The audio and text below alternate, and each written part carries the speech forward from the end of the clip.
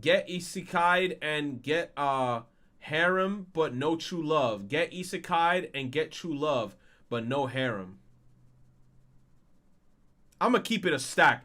I'd rather get isekai'd and get true love, but no harem. Cause I mean, look, realistically speaking, yes, a harem is great and all, but true love though, true love, that shit's different. It's different. Cause then, at this point, you're gonna get isekai and have a harem, but nobody really love you like that. Like they probably fucking you and shit, but they don't love you. And then you feel bad, and then you be like, why nobody love me? You said all dudes want is love and care, which is true. Because I'm not gonna lie, when us dudes want to get with a girl, let's be realistic.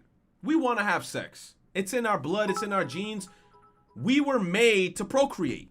Harems are for unloyal ass niggas. I said oh no, of course.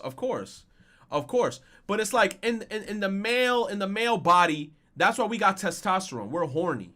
That's why sex sells when it becomes to men.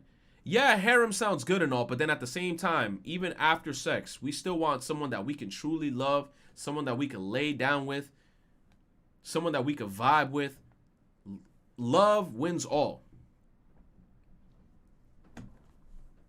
You said, I never understood the appeal of harems.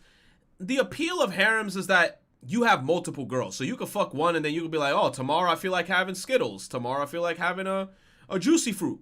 You know what? Today I feel like having some goddamn Kit Kat bars, you know? You have variety, but you don't have love.